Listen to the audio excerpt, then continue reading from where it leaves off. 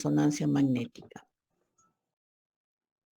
Entonces, esta es la columna cervical en incidencia en lateral y esta es en incidencia en frontal. Cuando nosotros evaluamos una columna, lo primero que debemos de ver es si está bien, está, digamos, adecuadamente alineada, ¿no? Entonces, acá tenemos que ver que esté recta, que no esté inclinada hacia un lado o hacia el otro, o sea, que haya una escoliosis. En los tres segmentos de la columna vamos a ver lo mismo, o en los 4 segmentos, ¿no? Pero la sacrocoxigia no se evalúa con tanta, digamos, acuciosidad. Entonces vamos a evaluar, como les mencioné, primero las curvaturas. En caso de la columna cervical, vamos a tener que ver la lordosis. Debe conservar una lordosis. Una de las primeras causas de mareos, vértigos, sobre todo cuando mueven la cabeza, es la presencia de alteraciones a nivel de la lordosis fisiológica de la columna cervical. Basta que el paciente esté recto, haya perdido esta lordosis, esta curvatura, para que él haya, al momento de flexionar el cuello, hacer una flexión o una extensión, acá se pince en la parte posterior y ese pinzamiento, el disco se salga. Se puede salir a los costados, puede salirse adelante o puede salirse a la parte de atrás. Cuando se sale a la parte posterior, choca con el canal medular, con la médula. Pero si sale a los costados, va a chocar con el contenido de los agujeros de conjunción, que es el paquete vasculonervioso. Y ahí es donde produce mareos. Entonces, siempre ustedes fíjense esta curvatura. Es muy importante que la vean. Otra cosa vienen a ser la morfología de los cuerpos. Los cuerpos vertebrales, imagínense ustedes como cajitas de zapatos, que tienen que tener un borde bien definido. Cuando hay una pérdida de este borde o de la forma, a veces disminuye la altura de la parte anterior, lo que se deforma, una deformación en cuña, hay patología.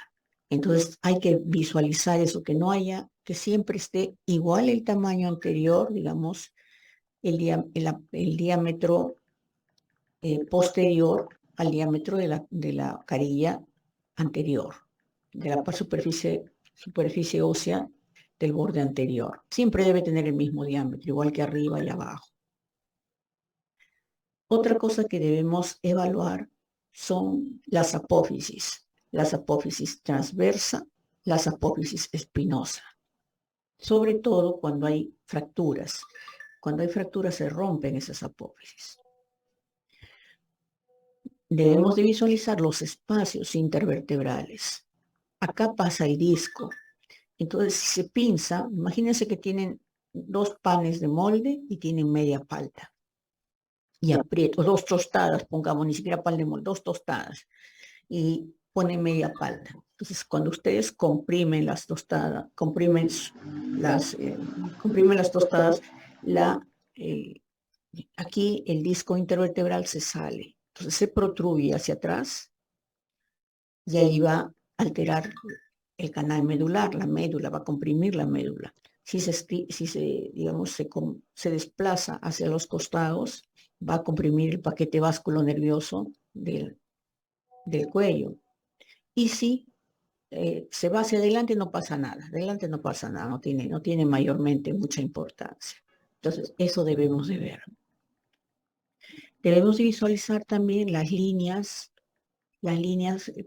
vertebrales posterior y la anterior, la que pasa por el borde anterior de la columna. Por estas líneas, por esta zona, se encuentran los ligamentos que sostienen la columna. Entonces, es importante que veamos esa línea que sea continua y que no se desplace. Por ejemplo, esto se salga hacia atrás y se va a hacer como si fuera una escalera la línea. Entonces, eso debemos de ver, que no haya un desplazamiento de la línea posterior ni de la línea anterior. En la incidencia en lateral, vamos a visualizar esto que les mencioné, los pedículos, que son estos ojitos, donde se asientan las metástasis. Estos ojitos, estos pedículos son radiolúcidos. Y las apófisis espinosas que se encuentran acá. Como les mencioné, si ustedes quieren complementar la parte ósea, por ejemplo, han visto que hay una fractura, o parecería que hay una fractura clínicamente, y no lo logran visualizar tan bien, o quieren completarlo, le toman una tomografía con reconstrucción tridimensional de la columna y les va a venir esto, esta forma, y pueden girarlo en 360 grados.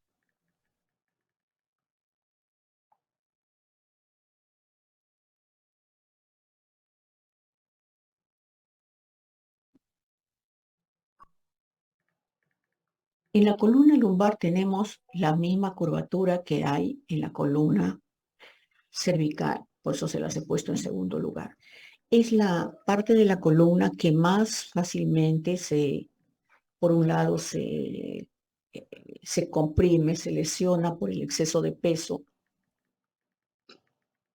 sobre todo en las últimas vértebras lumbares. O sea, la mayoría de patologías que ustedes van a encontrar es a nivel de la columna lumbar, porque soporta el peso del cuerpo. Acá, en el promontorio del sacro, este es el sacro y este es el promontorio, aquí se soporta el peso de nuestro cuerpo. Entonces, cuando la columna está desalineada, normalmente el peso del cuerpo, vamos a verlo aquí, el peso del cuerpo cae acá en este promontorio. Entonces se soporta con las piernas. Pero cuando la columna se encuentra desalineada, la curvatura fisiológica, este peso del cuerpo cae por fuera. Entonces es una columna inestable. Entonces eso debemos de visualizar. Debemos de ver también, igual que el anterior, las curvaturas, ver la forma de los cuerpos, la densidad ósea también me olvidaba. La densidad ósea también siempre deben de evaluar. Para poder ver densidad ósea, recuerden que para poder ver osteoporosis, tiene que haber perdido por lo menos 30%, 30% de su masa ósea. Antes de eso no se visualiza en placa. Pero generalmente cuando ya llegan al consultorio o a emergencia, llegan con una densidad ya que hay bastante disminuida. Entonces hay que ver la densidad. Debemos de ver también los pedículos que les mencioné, las apófisis transversa, perdón, las apófisis espinosa y las apófisis transversa, sobre todo las transversas cuando hay fracturas, a veces nos pasa. En la incidencia lateral, lo mismo que vemos en la incidencia lo mismo que hemos visto en la columna cervical. Siempre cuenten los cuerpos vertebrales. A veces tenemos más cuerpos vertebrales, a veces tenemos menos. Tanto el que tiene más como el que tiene menos, como no es normal, va a producir dolor. En cuanto a la curvatura fisiológica, ¿cómo vamos a evaluarla? Siempre véanla ustedes cuando vean una columna. Miren, trazan del tercer cuerpo vertebral en 5, 4, 3. Trazan una línea, una línea así, de un punto a otro punto, de la esquina. ¿Para qué?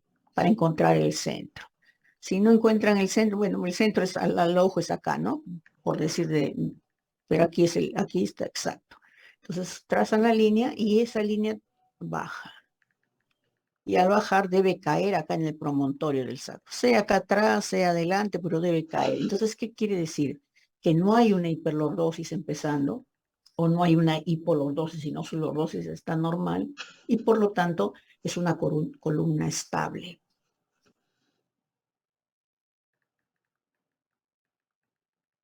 Vemos acá los espacios. Si bien no vamos a ver los discos, pero en la radiografía vamos a ver los espacios. El hecho de que el espacio esté disminuido, este espacio, significa que el disco se ha protruido hacia un lado. Miren aquí, esta es una columna torso-lumbar, no parte de la dorsal y la lumbar. Fíjense en esta tomografía con reconstrucción tridimensional. Miren acá, Miren este. Aquí adelante, el diámetro de acá es más chiquito que el de acá atrás. ¿Por qué? Porque acá hay una fractura. Fíjense esta línea que cruza el cuerpo vertebral. Eso es lo que se llama una deformación en cuña, la parte de adelante más pequeño y atrás más grande. Aquí, en la puntita, en el ángulo superior, superoanterior, miren, aquí hay una línea también. Acá también hay una pequeña fractura. Y aquí adelante está más, poquito más chico que acá atrás. Entonces acá tiene fractura en dos cuerpos vertebrales. Esto está aplastando y esto está solamente como un trazo de fractura. La columna dorsal, la patología que más le afecta es la osteoporosis. Entonces, siempre que vean una columna dorsal, vean el eje de la columna. Vean que tenga una pequeña curvatura. Tiene su curvatura, lo que es la cifosis. Hay pacientes que están por, digamos, por posición más que nada, se encorvan. Entonces, ahora peor con el trabajo virtual que hemos tenido en la pandemia. Entonces, uno está sentada, acercándose a la computadora y ahí se encorva, ¿no? Por posición a veces aumenta esta curvatura. Otras veces es por una osteoporosis, que es lo más frecuente, como les he dicho. A veces por fracturas también. La fractura también nos puede romper. Un tumor también puede hacer que la parte de delante sea más delgadito.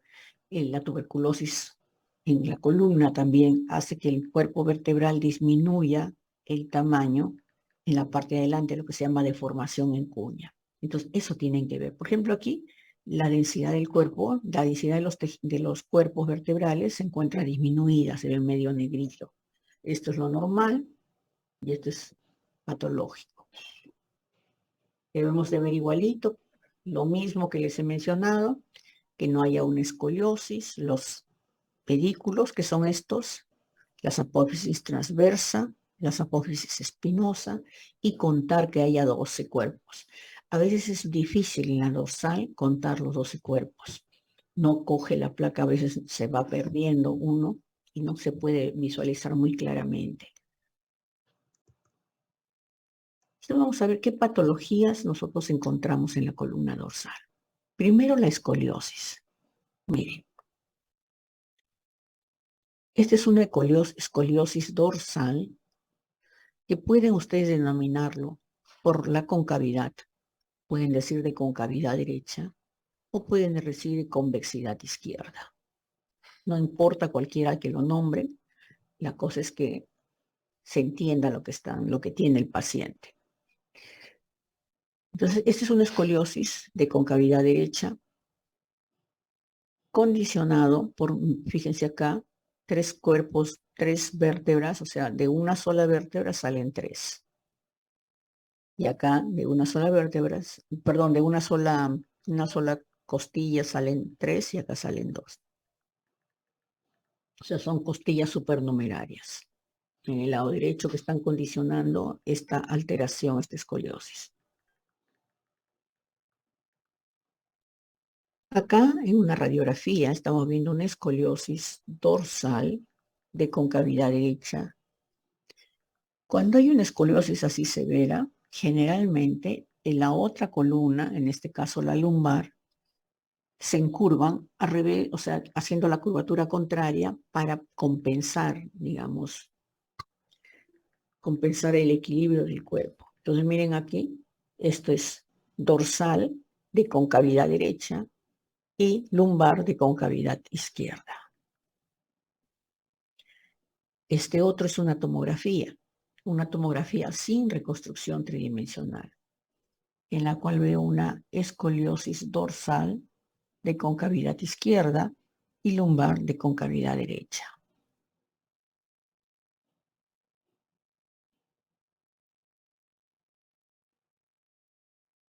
Otro es la pérdida de la lordosis cervical. ¿Se acuerdan que mencionamos? Entonces, miren este paciente. Es un paciente completamente recto.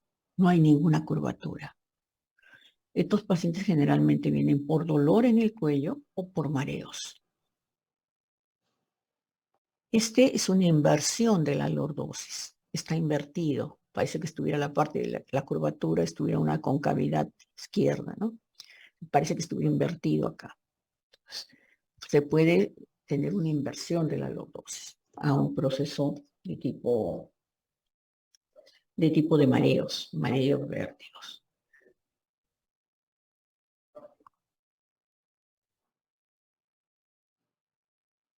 La acentuación de la cifosis. Miren acá, esta es una artrosis que ha hecho el paciente en la columna dorsal y miren cómo se ha encorvado, ha hecho una jorobita. Y acá están los signos de artrosis. ¿Se acuerdan los osteofitos, la esclerosis? Y este otro paciente por una osteoporosis. Hay pérdida de la densidad ósea, miren, cómo ha disminuido acá.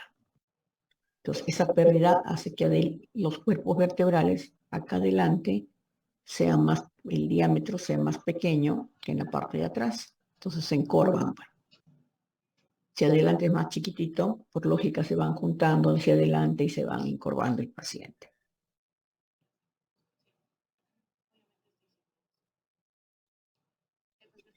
Esto es lo que vieron en su clase teórica, en la presencia de una hemivértebra. La hemivértebra es causante de escoliosis.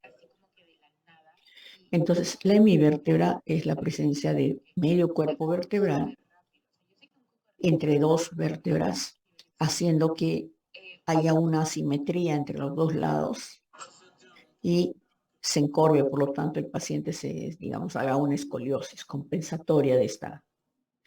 Esta hemivértebra no tiene apófisis.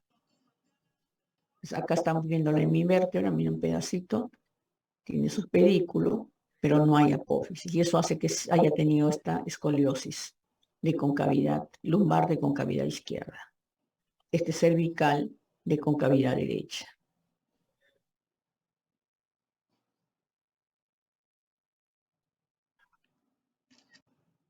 El síndrome de Klippel-Feil es un síndrome el cual se asocia con vértebras en bloque. Las vértebras en bloque se pueden encontrar en este síndrome que tiene otras características físicas, como cuello corto, retardo mental, pero también se puede encontrar simplemente como una vértebra en bloque, dos vértebras unidas.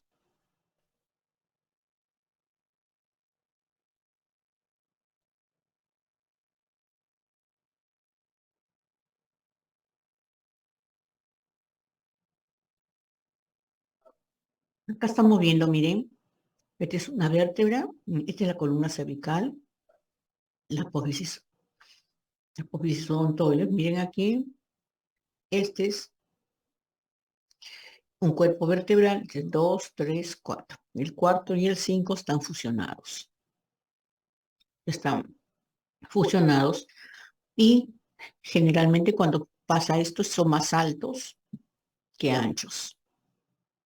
Se fusionan siendo más altos que anchos y mire adelante, al fusionarse, cuando están fusionados, o sea, ya nace el paciente con esto, por supuesto. Al momento que se fusiona, se arquea la parte anterior, se hace como un arquito en la parte anterior. Puede fusionarse como acá, dos cuerpos vertebrales, acá están fusionados 3 y acá están fusionados 2. Acá también está fusionado 2, ¿ves? Están fijos estos dos, por aquí no hay disco intervertebral y la parte de delante está cóncavo, se arquea. Esto es lo que le mencioné, la hiperlordosis. Acá tenemos una columna en una radiografía. Entonces, para nosotros saber si realmente tiene una lordosis, vienen las pacientes, sobre todo pacientes mujeres, vienen por dolor lumbar, dolor tipo, un dolor sordo, un dolor tipo hincada cada vez que se movilizan, dependiendo del grado, ¿no? Entonces, lo más frecuente es que encuentren un pinzamiento del disco a estos niveles, en L4, L5, S1. Pero ¿por qué se pinza? ¿Por qué? Porque hay una aumento de la lordosis fisiológica. ¿Y por qué aumenta sobre todo